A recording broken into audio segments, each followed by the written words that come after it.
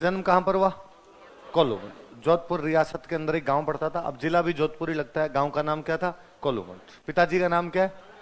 धांधल जी। क्या नाम है? सुनिए मेरी बात, हम आगे पढ़ेंगे। यहाँ मारवाड़ में, ये मारवाड़ स्टेट था, जोधपुर का दो या मारवाड़ स्टेट का दो। यहाँ पर एक राजा हुए थे, जिन राजा का नाम था दूहड़।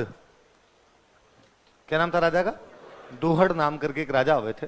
राठौड़ वंश के राजा थे। मारवाड़ में कौन से वंश का शासन था? उन राव दूहड़ के छोटे भाई जो थे उनका नाम क्या था?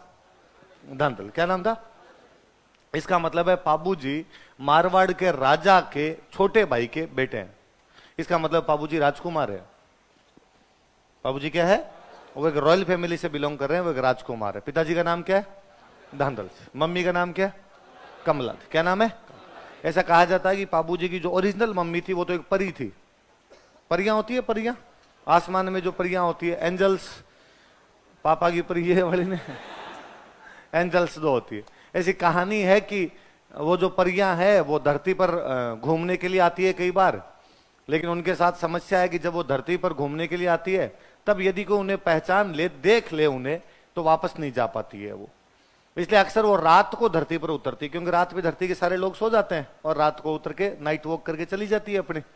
तो एक बार ऐसी कोई एक अप्सरा रात को धरती पर आ रही थी, गलती से उसका हेलीकॉप्टर लैंड कर गया जोधपुर की तरफ। उतरना कहीं ढंग की जगह होगा, यहाँ तो क्यों ही आती गर्मी के अंदर। यहाँ नीचे उतरी तो उसे गर्मी लगी, तो उसे लगा भयंकर काम है, यहाँ तो गर्मी जोरदार है। तो जो जहां उतरी थी वहां पानी का तालाब था, तो उसे लगा कि अभी तो गर्मी लग रही है तो मैं नहा लूं तो ताकि गर्मी थोड़ी कम लगे। तो नहाने के लिए तालाब में उतर गई। धांधल जी उस दिन उस रात को ही अपने घोड़े को लेके वहां से निकल रहे थे। धांधल जी को लगा कि यार अपने घोड़े को पानी पिला लेते हैं। वो वहां जैसे तालाब के पास गए, उन्होंने देखा कि वहां तो एक महिला नहा रही है। महिला ने देखा कि कोई व्यक्ति मुझे देख रहा है, तो उस महिला ने कहा, उस परी ने कहा कि तुम जो कोई भी हो पर ये धांधली कर रहे हो।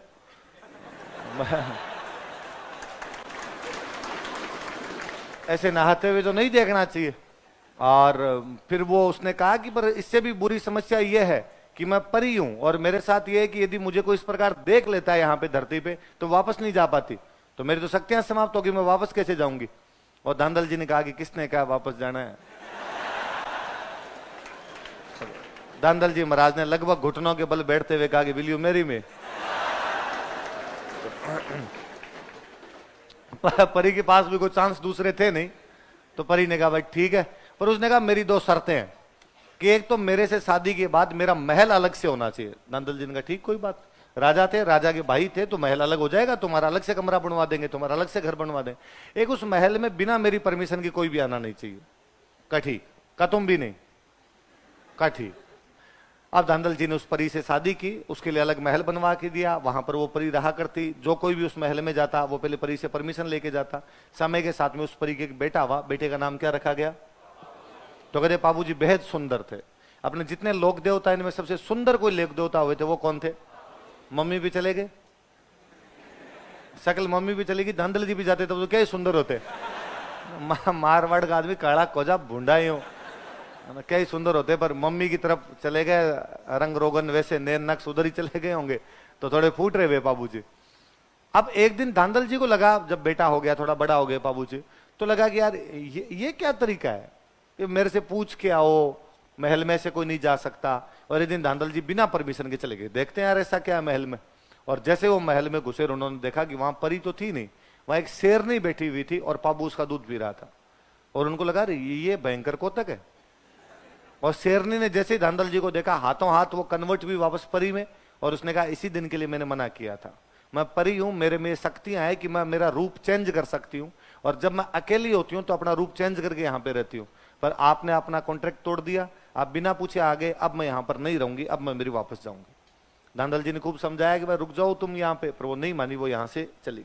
उसने जाते जाते कहा कि एक माँ की दो इच्छाएं होती है, एक तो अपने बच्चे को दूध पिला के थोड़ा बड़ा करे, और बच्चा जब थोड़ा बड़ा हो जाए तो अपने कंधों पे खिलाए, अपने पीठ पे खिलाए, उसके लिए घोड़ा बने। लेकिन अब ये इतना बड़ा तो हो गया कि मैंने दूध तो पिला दिया इसको, लेकिन इतना बड़ा भी नहीं हुआ कि इसको कंधे पे मैं पीठ पे खिलाती इसको, अब तुम जानो तुम्हारा काम जाने। तो कहते वो परी तो चली गई। फिर धांधल जी के एक और रानी थे जिनका नाम था कमला। क्या नाम था? दे का मतलब है देवी, तो अपने कमला देवी को पूरा नहीं लिख के क्या लिख दिया करते? कमला।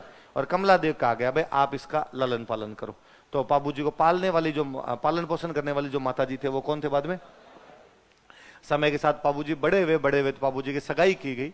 अमरकोट पाकिस्तान के अंदर एक जगह पड़ती है, अमरकोट सिंध में, है ना। अब पहले जब तारबंदियां नहीं थी तब उस साइड के अंदर सगाइयां बहुत नॉर्मल सी बात हुआ करती थी कि भाई वो जोधपुर का पार्ट ही था, एक्सटेंडेड पार्ट था वो जोधपुर का उधर वाला अपना। और वहां के एक राजा है राणा सूरजमल सोढ़ा, क्या नाम है राजा का? उस राणा सूरजमल सोढ़ा की एक राजकुमारी है जिसका नाम है फूलम दे। क्या नाम है? कई जगह उसी का अपनी कहानियों में कविताओं में नाम आ जाता है सुप्यार दे, तो आप उसी का नाम मान लीजिए, भले आप फूलम दे मान लीजिए, भले क्या मान लीजिए सुप। अच्छा, कई बार स्टूडेंट जिद पर ही रह जाता है, सर सही सही बताओ फूलम दे या सुप्यार दे। मैं कहता हूँ यार नाम तो फूलम दे ही था, पर कई कई जगह सुप्यार दे मिल जाता है। फिर स्टूडेंट के वो जैसे ये अभी पूछ रहा था कि ऐसा हो जाए तो वाली समस्या रहती है कि दोनों ऑप्शन में आगे तो मैं यार कुछ ही कर लेना, तेरे हिसाब से देख लेना। अरे सर, फिर मैं कहता हूँ यार आते नहीं है, दोनों ऑप्शन में नहीं आते। नहीं सर फिर भी नहीं आएंगे ऑप्शन में, पर आप तो बताओ सही नाम क्या था, फूलम देता या सुप्यार देता? तो मुझे लगता है नाम तो फूलम दे रहा होगा। कभी बाबूजी ने गीत गाया होगा कि दे दे प्यार दे प्यार दे,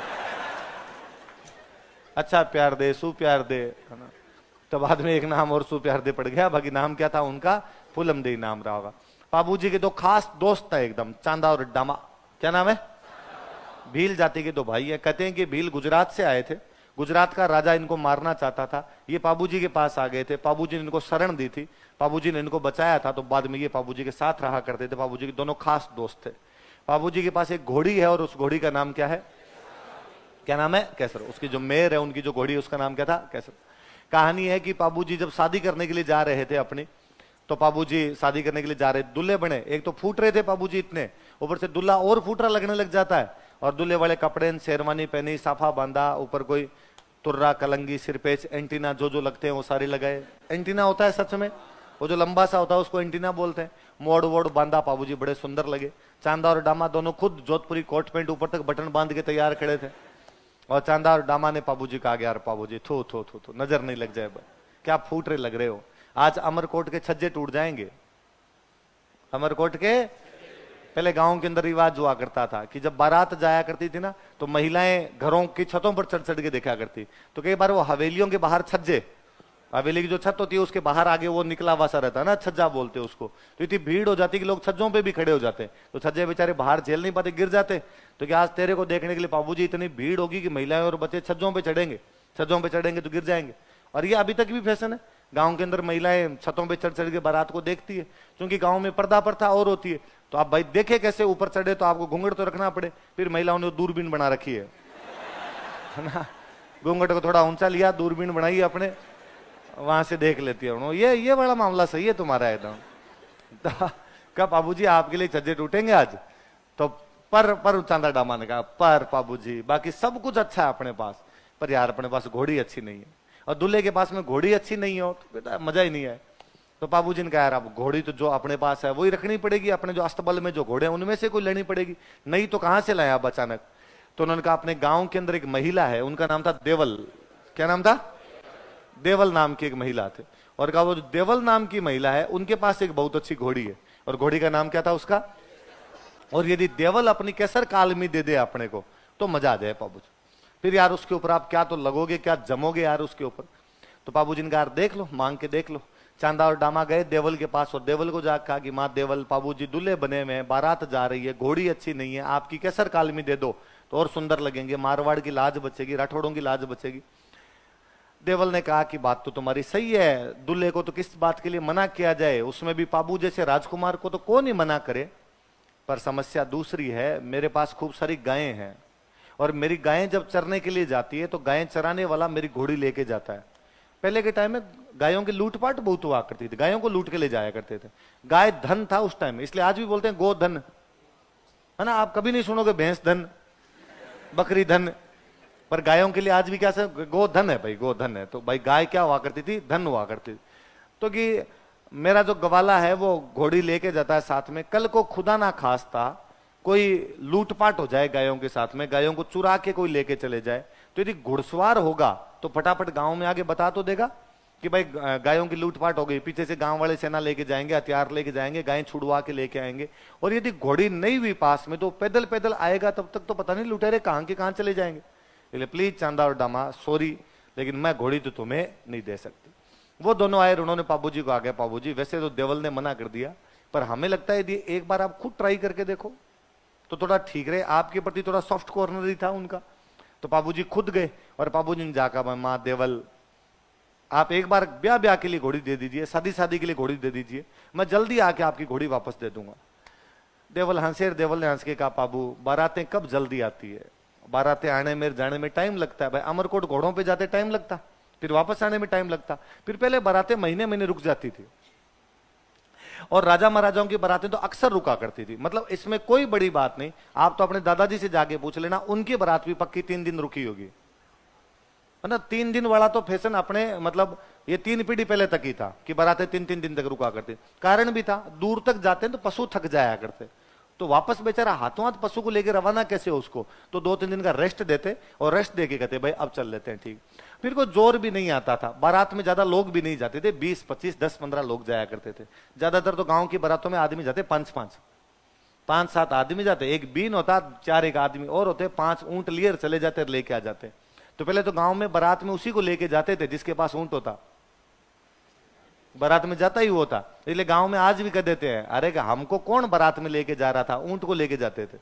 तो माने कौन पूछा, ऊंट ने पूछे, हमें कौन पूछ रहा था, किसको पूछा करते थे।